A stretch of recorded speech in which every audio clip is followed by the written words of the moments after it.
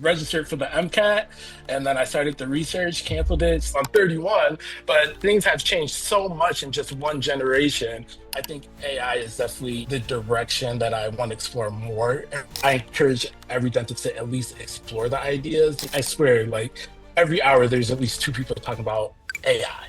I like to introduce to the Wealthy Dentist podcast public a pediatric dentist, Yes. certified, and has been in the practice to help not only the community, but Yeah. specifically the special needs, Mhm. the children and adults.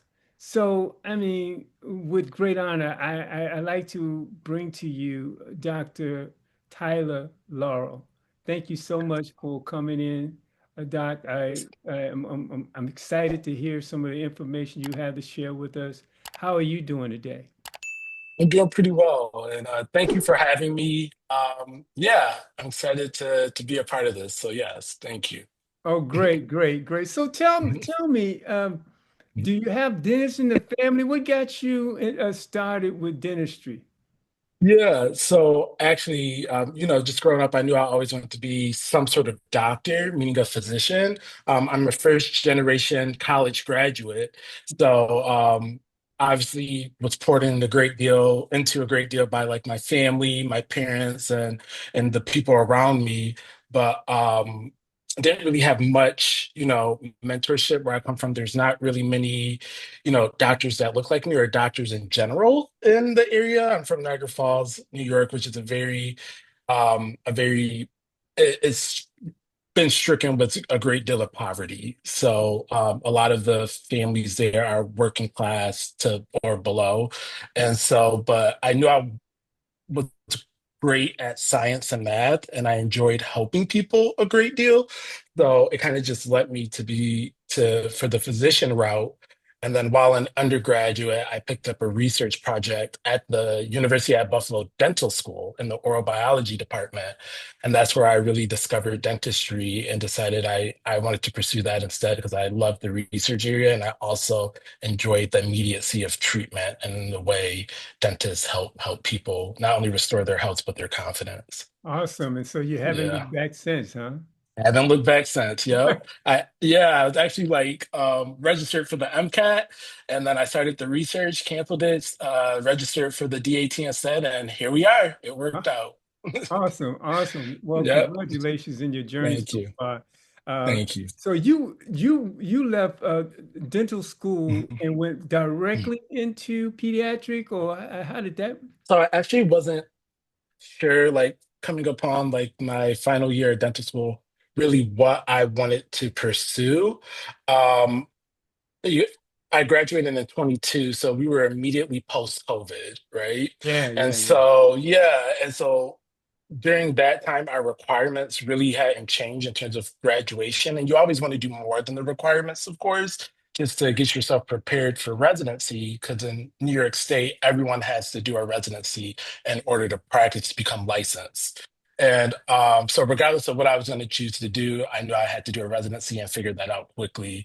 And but I just feel like I didn't get enough exposure to a lot of the other specialties because of COVID. I was so focused on like performing well, keeping my rank and GPA high, to get into a good general dentist residency. But I knew I probably wanted to specialize, so I decided to do a general practice residency instead, and I matched at Hennepin County Medical Center in Minneapolis, Minnesota. So Mhm. yeah, I did that for a year, and then during that time, about 2 months in, I was like, okay, now I know what I really don't like doing. So, and that kind of led me to pursuing pediatric dentistry. I was always kind of leaning between oral surgery and peds, and I really enjoyed peds, so we applied peds, and yeah, we matched that University at Buffalo program the following year. So what Yeah. prompted you to go into pediatrics? I mean, Mhm. anything in particular?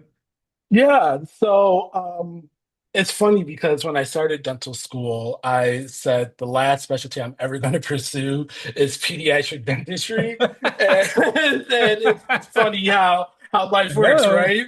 Yeah, and it ended up being my second year dental school, my first patient actually ended up being a child. I was one of the first group to rotate through a pediatric dental office. We did a lot of off-campus rotations for peds, and my group just happened to be the first, and I really enjoyed it. It completely changed my perspective. It was challenging because you're, of course, always treating someone and building a rapport with a complete stranger to feel comfortable around you. It's going to be a challenge, especially during the early years of your dental education. But I enjoyed the challenge of doing that with a child. It was you really had to get creative and it had to be genuine. I've learned that children are very empathetic, and there's no faking it with the kid. And luckily, like being myself wasn't right. Right, it's gonna go south. And luckily for me, being myself, and working with the parents and stuff just kind of came naturally for me. So it just was a natural move in that direction towards peds. Yeah. I love it. I love it. Yeah, And thank you. I mean, just having children in front of you, I mean, it kind of keeps you Mhm. young, I would think. Yeah, I mean, yeah. you're listening to these babies and they're saying exactly what's on their mind. Yes, Really kids do love it, not hold back. right? Yeah, yeah, they will No, tell you. no.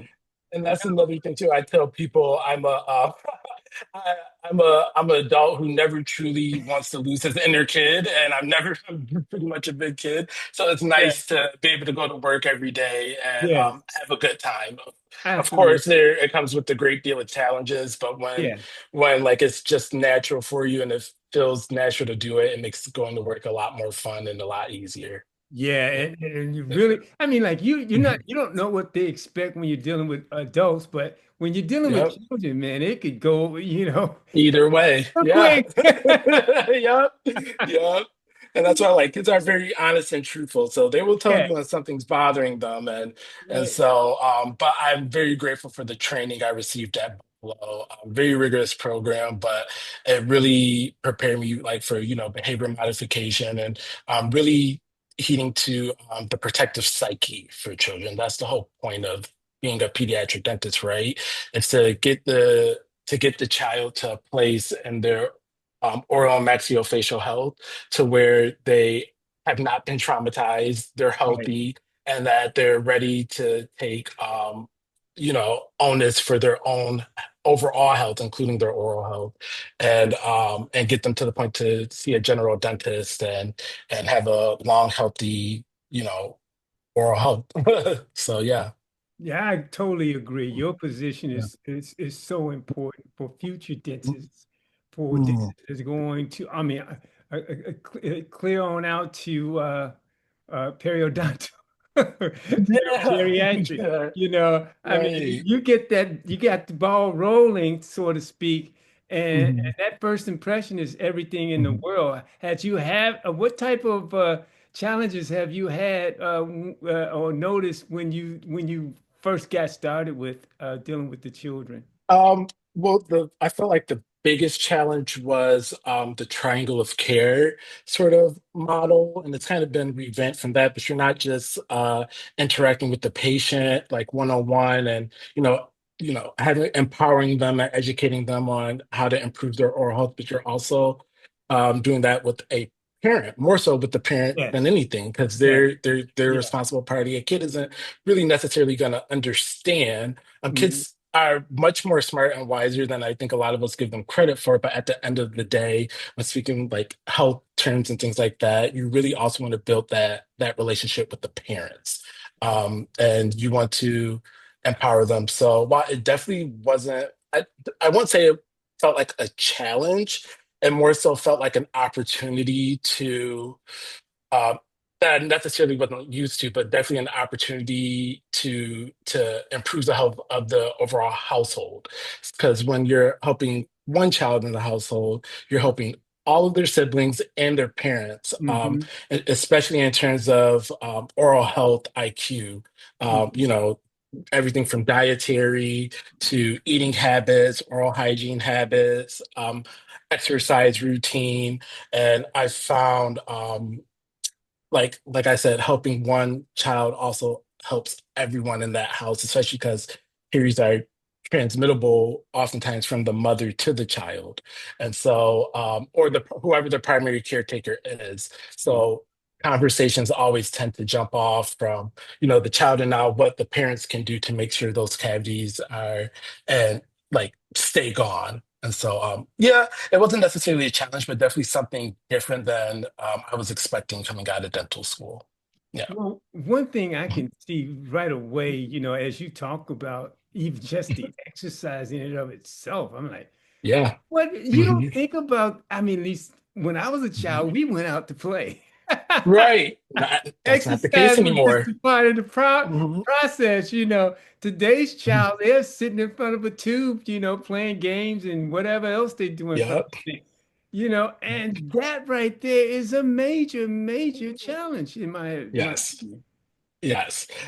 It's funny you mentioned that because me and my co-residents were always a little tickled when some of our attendings who were nearing retirement would say things like, "How are these kids getting so many cavities? Like, the populace is much more educated than it was in past generations, and there's more options available in terms of food. Yes, food deserts still exist Yes. in the in communities, particularly communities of color, unfortunately."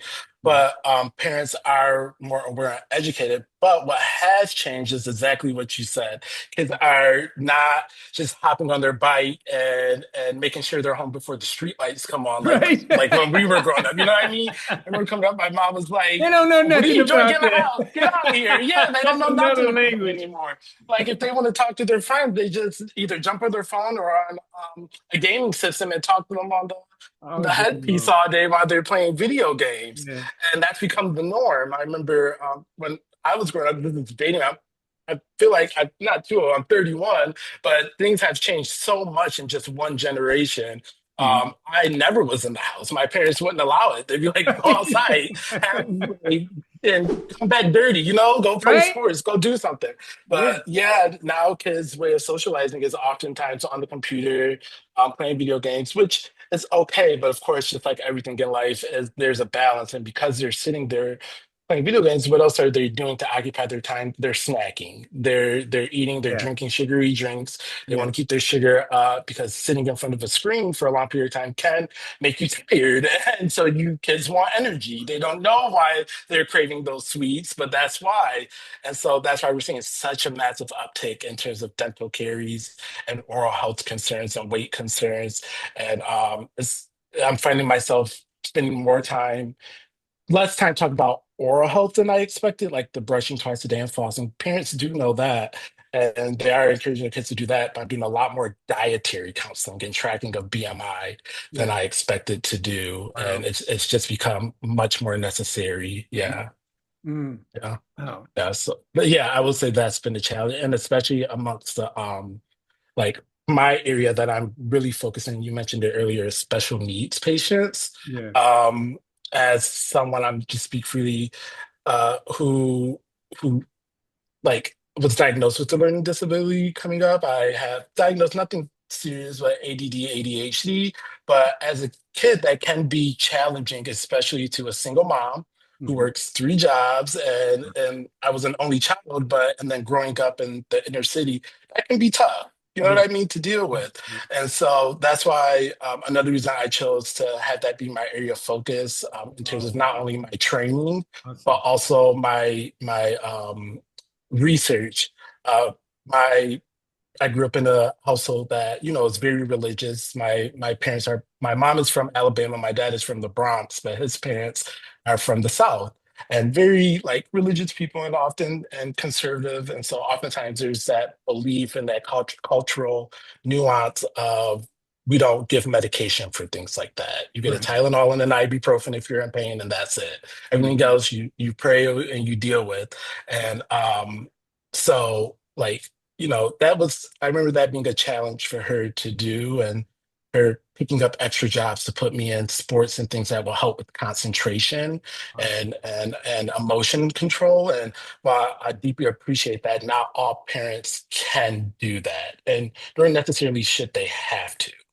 So I at least always found myself being wanting, aspiring to be the type of healthcare provider that was trained, nuanced, and empathetic to children with special needs. And so, yeah, I've decided to allow that to be my area of focus with both children and adults. Yeah, I totally Mhm. my hat's off to you on that. Oh, That's thank you. quite a crusade. Uh, Yeah. I mean, I have a special needs son who's quite grown up to be quite the adult, but Yeah. we know what his Mhm. limitations are, and we also Mhm. have no idea what his advances are because he's always Exactly. Yep. surprising Yep. himself. It's the Friday. Yep. I knew you were going to say Yeah. that. So, I mean, yeah, I know how, personally how Mhm. challenging that could be Mhm. for you. Uh, Yeah. can you tell me before we go to switch gears, could you tell me a little bit more Mhm. about what kind of workout regimen do you suggest for children now that you know that they're couch potatoes pretty much? Yeah. Well, first, always had that conversation, always evidence-based, literature-based conversation about limiting screen time and what that looks like. Okay. Um, bored kid will always find something to do. Now, as a parent, I don't know of any parent that wants to leave it up to the kid to have to find something to do when Yeah. they're bored and the screen time has been limited and cut short. Right. So, the next thing is organized play in the form of sports. Okay. Um, so, for example, during the summer months, there are oftentimes, especially in both urban and rural communities, like free summer camps where they Mhm. spend a lot of time, doing sports, being outside, things like that. Or if you're one of those families who like want to do things together and don't want to send their kids away to a camp or something like that, I encourage just anything, going outside with mom or dad, shooting the ball, swimming. Yeah. Yeah, it's a great one. I think every parent should teach their kid to swim just as a safety measure, but it's also a phenomenal full body workout for children.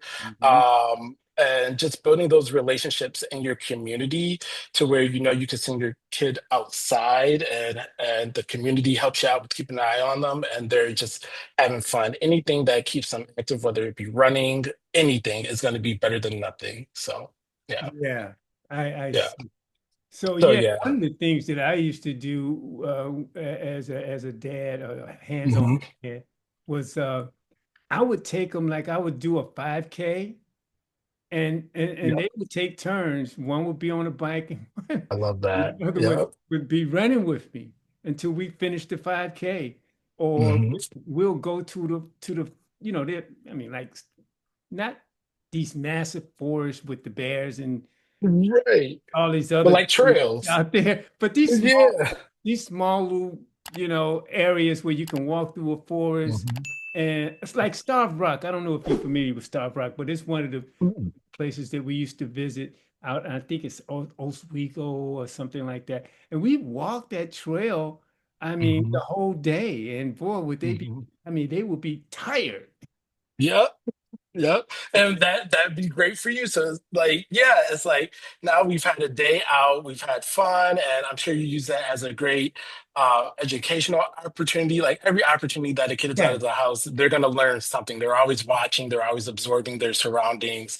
So yeah, your children are not only participating in exercise, but they're learning, Mhm. they're breathing in fresh air, and they're spending time with their dad. And so it just getting kids from in front of the screen is it's going to have like exponential effects on their overall growth and development. So I was just trying to encourage the parents, just if anything, just get them out of their room, out of the house, and any experience is going to be better than just doing that for a prolonged period of time. And kudos to That's your great. mother for being such a visionary, man. I try. Yeah. I thank you for that. I don't know if visionary, but I always say like I always want to be the kind of healthcare provider that I wanted growing up. I know for me, like growing up in a community where there weren't many Black male examples to learn from. I grew up in a very matriarchal family, and that was great. I like was raised by a very strong woman who held me accountable, but also celebrated me and guided me along this path.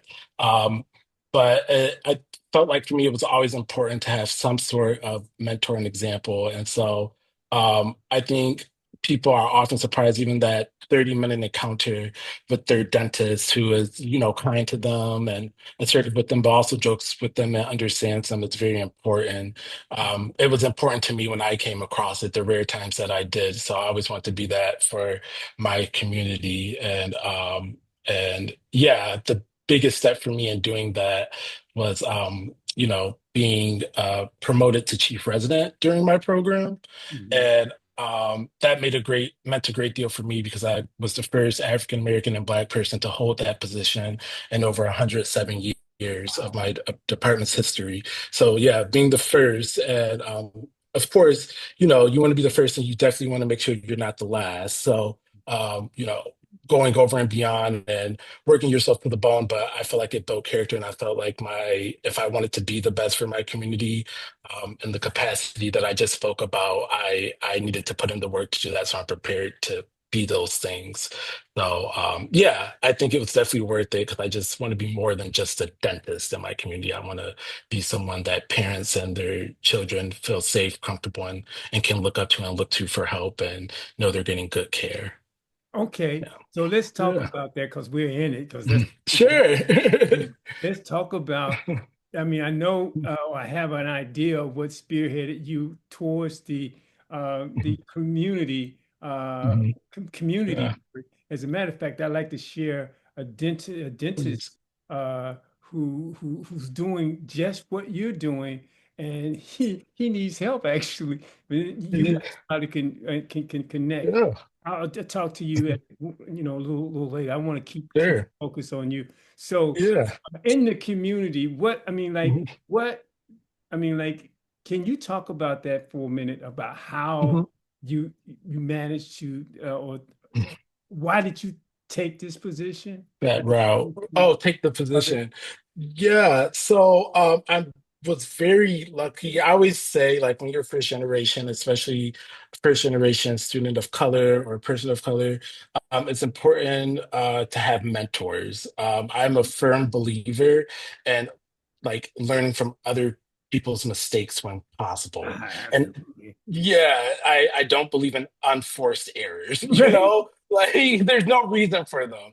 And that's Right. what mentors are for, helping you make wiser decisions and leading you in a direction and do in a way that they would have done differently or encourage you to do differently through their experience. Hmm. And luckily for me, I didn't meet my first Black doctor ever until I was at my white coat ceremony in dental school. Mm. And I'm going to name drop a woman by the name of Dr. Mewing Chinkit Wells Dion, Mm. a Caribbean woman. She went to Howard University for undergrad and then did her dental school at Buffalo, and then also did her pediatric dentistry residency at Buffalo. And she was the first Black resident in the department's history. Oh wow. And yeah, and she uh, throughout her career has um, collected a great deal of accolades and recognition for the work she's done in the community. She's definitely a community-based pediatric dentist, which I think we all should be when we're in pediatric dentistry. But it definitely led me towards the route of wanting to, do more public health and community outreach and things like that. And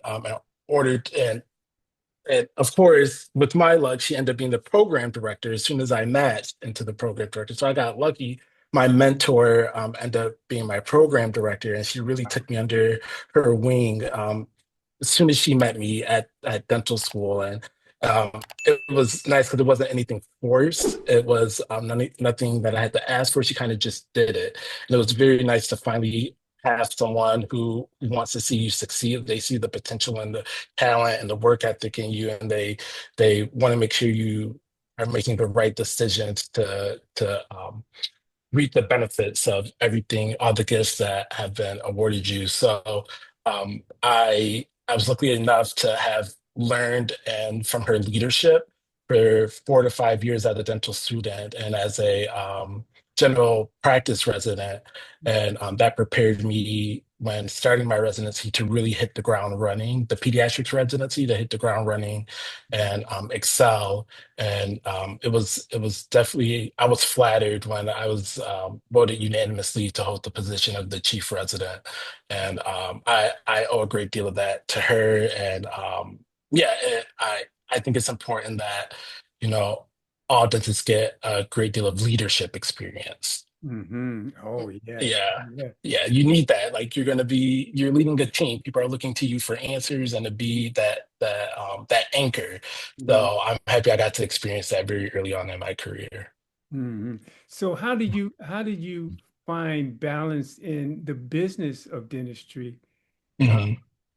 with Yeah. respect to as opposed to or along with the clinical side? Yeah. So that was actually one major reason why I decided to accept the position was because I wanted to be more well-rounded. I didn't want to just be a clinician, but I wanted to understand the practice, the business, and the administrative end Hmm. of dentistry and medicine and healthcare. Hmm. And I found a great way in terms of balance was always be prepared. Always like pledging my fraternity, Alpha Phi Alpha in college, learned like excuse my language, but piss poor preparation allows for piss poor results. So Right. when you're right, so when you go into work every day prepared for what your clinical schedule is going to look like, any road bumps you've written out for your team, whether it be your assistant, your front end staff, of potential hiccups that are going to happen throughout the day. Hmm. Um, like again, I always like to have a plan A, B, and C for each patient on my schedule. I know that sounds a little crazy, but especially during my training, I had to do that. So when mistakes did arise, we could easily pivot. And then that way I have more time at the end of the day or in between patients to address any administrative tasks that I have for the day and allow the necessary time and energy towards because that's also very important as well. You could be the best dentist in the world, but people don't know that when won't know that if you're disorganized, if your staff is confused and things like that, and people don't know who to turn to for leadership, and you're falling behind on your bills at your practice or whatever the case may be. Hmm. I'm a huge advocate of being at least in the know of what's going on. Again, so you can be prepared to address it or get ahead of it before any problems arise. So yeah, preparation, I think is the biggest thing. And be ready instead of getting ready, right? I like that. Yeah, that's much better. Be Yeah, ready so you yeah. never have to get ready. Right. Yeah, I love it. yeah, I love it. exactly. So, Yeah. so tell me about now that you've established yourself in your community. Um, Mhm.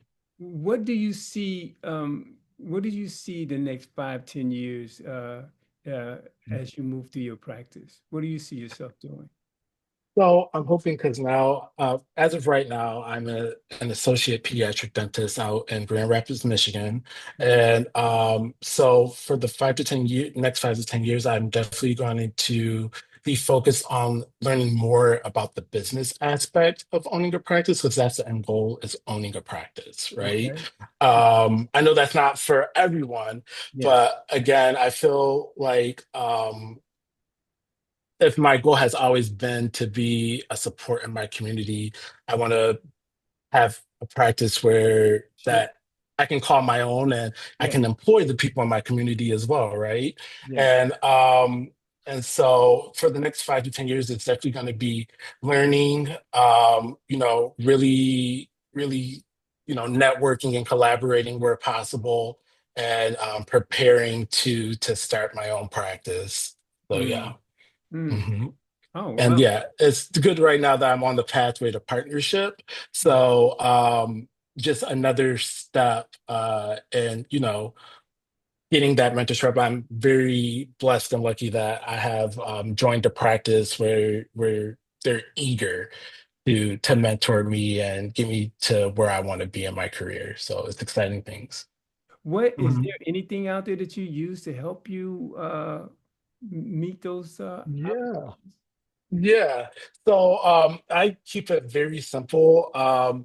I know like throughout residency, we use like whatever the hospital uses in terms of patient scheduling, which was Epic. Um, right now in private practice, and I started to do this in residency so I can get in the habit of it and not relying on a very expensive software that most dentists in private practice don't use. But just using things like OneNote, the calendar app on my phone, Okay. and your basic checklist software. Hmm. And that's just where, you could write out like maybe an initial in the last name or anything that's not or just initials, anything that's not a patient identifier. I normally just do initials and the patient's age. And then I just write down for my team um, any concerns about the patient's health background, the medical history, because that's the most important to me before the dentistry. And then what the plan is, what supplies I'm going to need or expected to need during that appointment. And I leave it up to them as an option, um, possible backup instrumentation and the what other procedures we can do during the appointment if behavior and things are going well.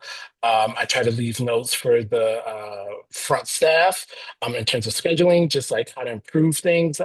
I worked as a receptionist at an oral surgery practice while in college to help pay for school. Wow. And I That's learned, great. yeah, it was a great That's a great opportunity experience. to yeah, and I learned the art of scheduling Yeah. and patient relations. It is an art Yeah. form. Like Yeah. you could apply as much logic as you would like, but it's an art. And so I try to um, like leave little notes and suggestions for the front end staff to make the day go as smoothly as possible, and to also allow for the highest quality of care for the patient and patient overall experience. Because that's how you get people to come back, right? And trust you when Absolutely. they have a good experience and they see things are organized and staff are friendly and they're really taking everything into consideration. And another thing I use is actually surprisingly like Chat GPT, believe it or not, Oh, like AI yeah, I was going to software. ask you that. Yeah. Yeah. Yeah. So AI, I was actually very much against it. I'm slowly coming around to it. I know there's really concerns about what the impact it has on the environment and things like that, Mhm. which I'm very conscious of, especially being a dentist. We use so much disposable things. I'm always trying to be aware of my carbon footprint outside Mm. of practicing dentistry. Mhm. Um, but in the limited capacity, I think any practice would use it. We're not creating videos and images of things. We're literally organizing information and using our critical thinking Yes. along with the AI software to help Correct. support that. So I use it to pretty much organize my day. I Yeah. tell the software how much time I take to do a certain procedure and what I want to do in between those times, and it helps me organize like what hiccups I'm expected to run into. Again, because it's AI, it's learning my tendencies, Mm. and it's allowing me to cut down on the amount of time the night before or the week prior that I'm dedicating to just planning. Because I also chose dentistry because I want a good work-life balance, right?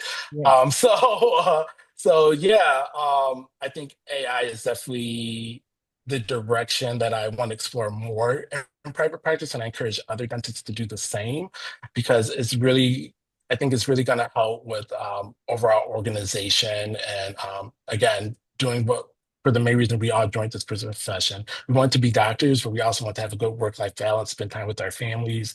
There's no need to be spending hours upon hours after work, after seeing patients all day, just sifting through data and information.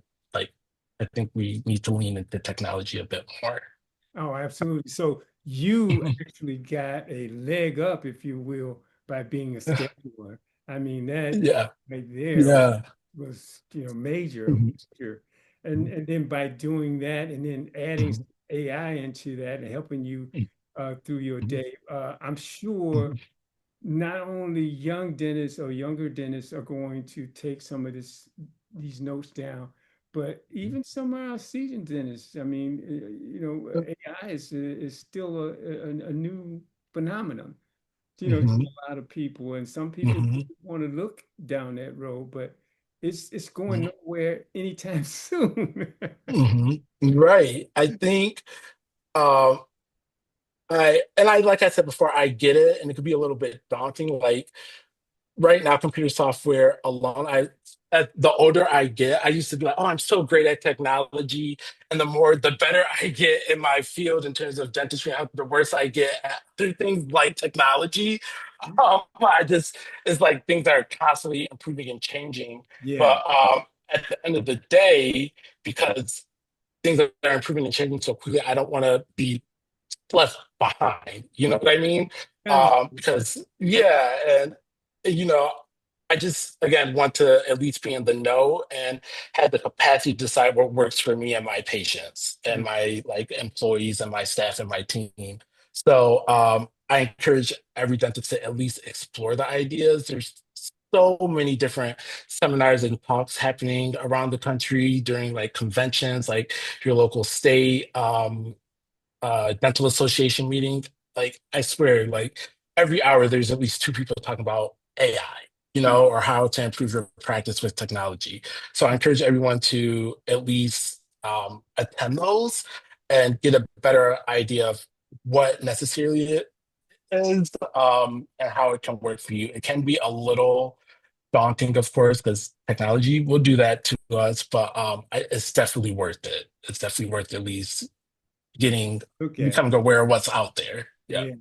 Yeah. Mhm. I had a guy on a few Mhm. weeks ago that talked Mhm. about quantum computing and Ooh.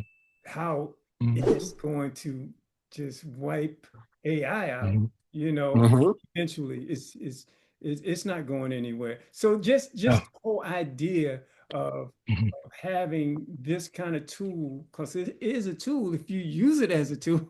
Yes, To help exactly. you, Yep. I mean, Yep. You get correct it it. as a tool to help you through your days Mhm. and through your scheduling, through things where you Mhm. could be doing something totally different and have AI kind of figured the other stuff out that you don't need to really spend any time Exactly. doing, but you are the Mhm. brain thrush of this whole process. So, I mean, don't, Exactly.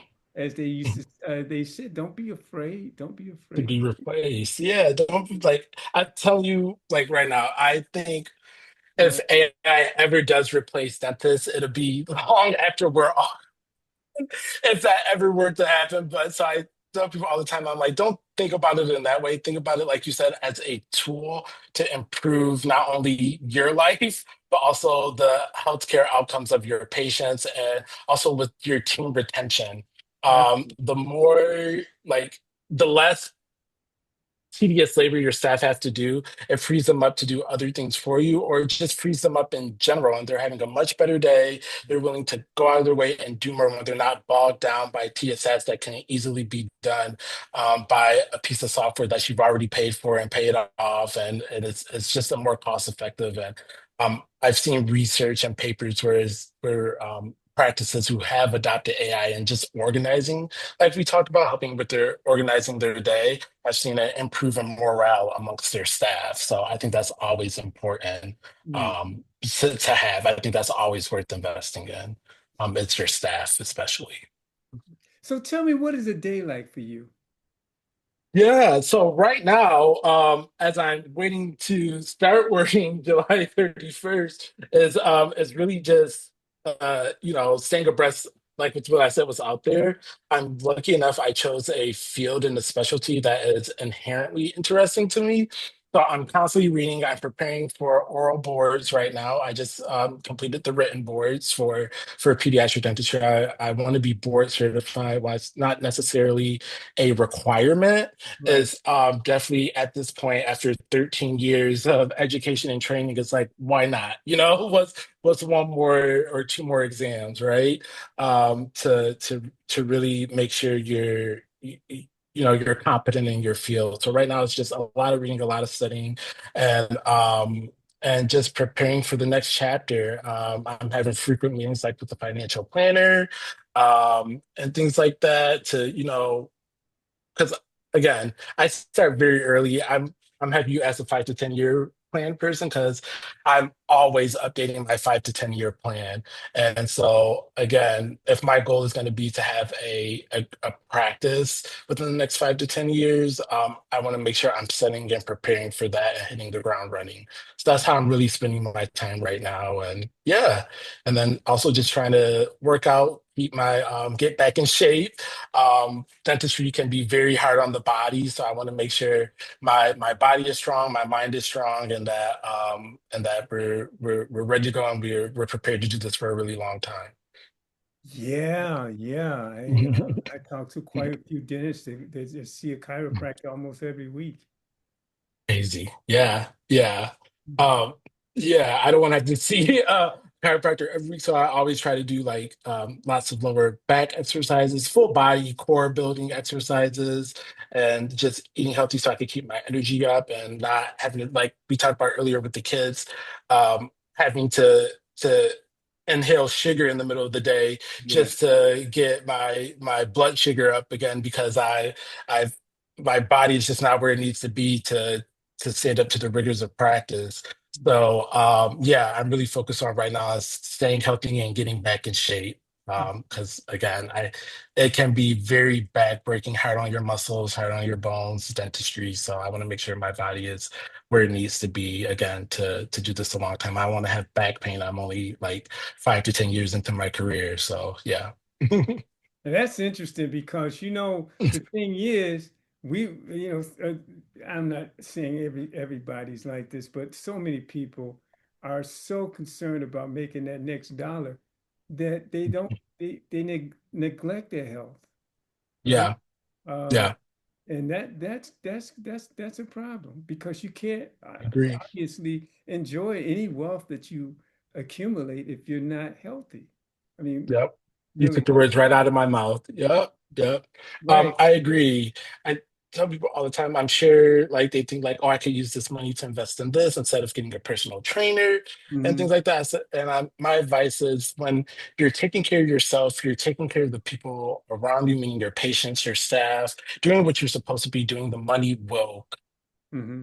when you become obsessed, not obsessed necessarily, but like you said, focused on getting the next dollar and increasing your wealth or your revenue, and that be your tunnel vision, you're actually going to make more mistakes. I had my mentor, she taught me that. She said, when you do the right thing, when you take care of yourself and things like that, when you invest in yourself, meaning like your body and your overall health, then the money is always going to come because you're inherently going to do what you need to reach your goals. When you just start chasing the dollar, that's when you're going to come into issues where you're making unforced errors, getting yourself into ethical dilemmas that wouldn't normally be the case for you. Um, she told me it can be very easy to do when you're just concerned about the next dollar. If you focus on what you're supposed to, the money will always come. You'll find yourself and your business always growing. So yeah, I'm looking forward to that being the case. You have and still have an awesome mentor. It's She, phenomenal. Yes. uh, she's phenomenal. So, Mhm. what excites you the most about? I mean, I know this is kind of a broad No, question, you're fine. but what excites you the most about what you do with the children? um, I like a challenge. If you as you can tell, like what excites me the most is going into work every day or into practice and not really, no matter how much I plan, not necessarily knowing what to expect. Children, no matter how much child psychology we study, things like that, they are still always going to be unpredictable. And so I'm excited for that challenge. I'm excited to see how I can turn a situation where a parent is just like distressed and they know their kid is like for example, with sometimes with children who have autism, are very sensory sensitive, right? So a dental office where there's loud noises, hand pieces, suction, other children that are loud and lots of bright colors, bright lights. Creating that experience to where we're not overloading them and stimulating them too much, because again the dental office is going to be the worst place for those children, and and so like just I look forward to those challenges. because it makes me not only a better provider and a better person and able to understand those, but I'm always, again, I'm massive on protective psyche for children. Right. Um, like it's we live in a world like it's we're surrounded by trauma, whether it be from the environment, from television, or within our own home. I don't want the dental office to be that for anyone. Mhm. And so I look forward to the challenge of, creating a space for every child, curtailing to their needs, creating a treatment plan, creating an environment where kids feel safe, comfortable, and excited to come. So I want kids to be just excited as I am about being there as they are about coming. Yeah. Mhm. So if there was something that you needed to change or you would have changed over Mhm. the time that you've went through your studies and now you're in the position Mhm. that you're currently in, is there anything that you Mhm. look back and say, you know, this has been perfect, or there's probably one Yeah. piece I would change? What would that be?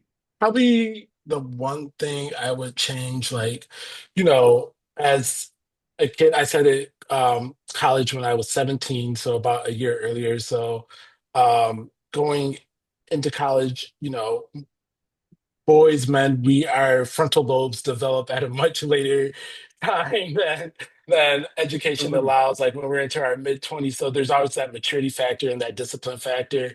Yeah. But if I could go back, I would just be a lot more focused. But I never feel like I wasted time not exploring other options in my career. Mhm. I wish I just had more wisdom and confidence to Mhm. really step out and ask more questions. Looking back, there were so many professors, so many teaching assistants, so many fellow students and friends who I shouldn't have been afraid to ask a dumb question. Mhm. And I yeah, I wish looking back now I had asked more questions because I would have saved myself some time and money. I'm very proud of like having done 13 years of education and training, but I think time is important. Like when people say, "Oh, you're young, you're only in your 20s, you're only in your 30s, there's so much time," but you're already pursuing a career that has a great deal of delayed gratification.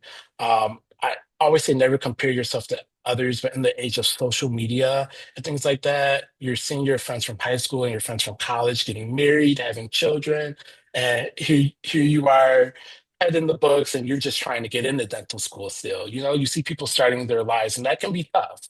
Yeah. And so time is important because you want to have all those things and you want to have it all. You don't want to just have a career and be looking back and be like, oh, I wish I would have started my family sooner and things like that. Mhm. So I always, if I could do anything differently, I would have asked more questions to save myself some time. But even those experiences have led me to where I am today. So while I don't necessarily regret them, there's just asking more questions, I could have done a lot better. It would have helped me significantly.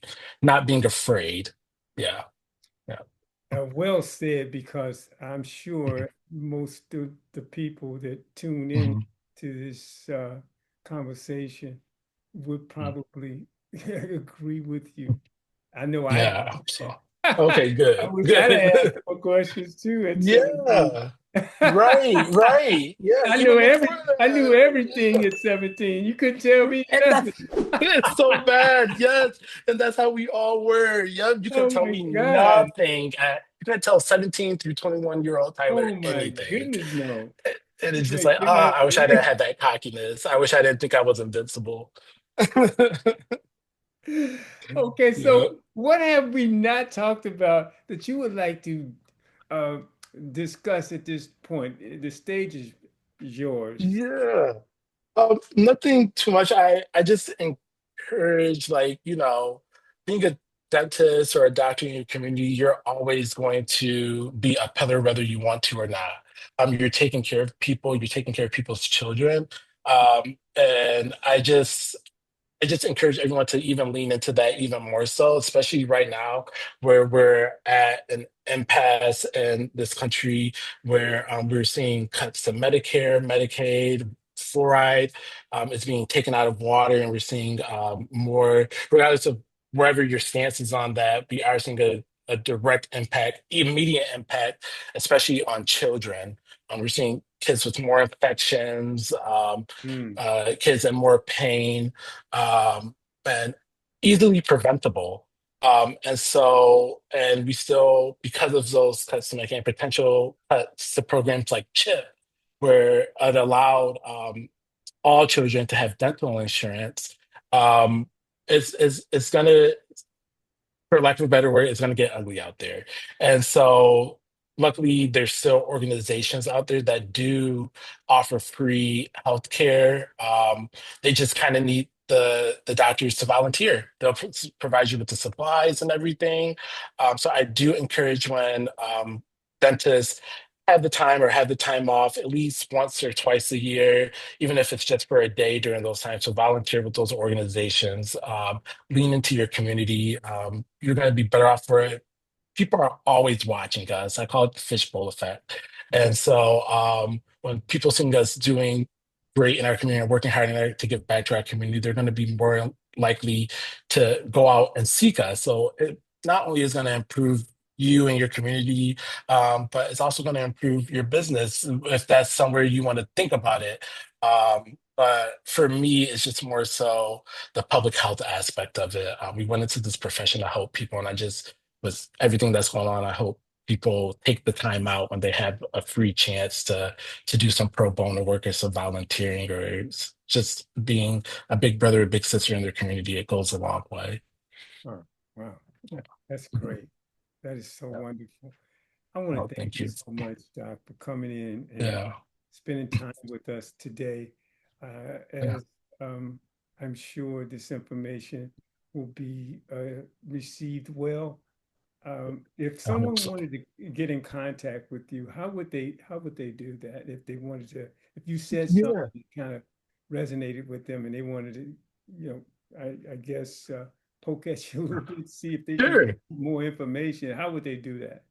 Sure. They could always contact me by email, um, which is tylerlau93 at Gmail. I'll provide you with that if you want to disseminate it however way you like. Okay. They could also contact me on Instagram. I get a lot of messages on Instagram about like advice on different things, especially from general dentists who want to pursue pediatric dentistry who have been practicing a little while. I've noticed a quick uptick in that. So feel free, however you're able to get in contact with me, send me a message, a DM on there at TJAY, Laurel, Laurel. That's my Instagram handle. So TJ Laurel. And then also LinkedIn, simple Google search. You can find me on there. Feel free to send me a message. I'm always open to helping others. Uh, when you're like, my pastor used to tell me, when you break a glass ceiling, don't just keep climbing up, reach back, pass back the tools to people who you can also help, and that'll help lift them up and also break their own glass ceiling. And so, yeah, I'm a firm believer in that. So I encourage anyone to always reach out. I'm never opposed to answering any question or being a resource in any way that I can. Indeed, indeed. Mhm. Thank you Mhm. again, Doc, for Yeah, coming of course. and speaking Yeah. with us today. Mhm. Enjoy the rest of your afternoon, and we appreciate you taking the time. Yes, of course. Thank you for having me. It was an honor. The Wealthy Dentist podcast is built on connections, opportunities, and meaningful conversations that help jumpstart careers and boost the ROI on your business. Is there a topic you're passionate about or someone in the dental community who should share their story with us? We want to hear from you. Email your suggestions to the Wealthy Dentist Podcast at gmail.com, and let's create content that informs, inspires, and uplifts the dental world. Your ideas could spark our next big conversation. Let's make it happen. I'm Ward Powell, your host at the Wealthy Dentist Podcast, thanking you for being a part of our journey.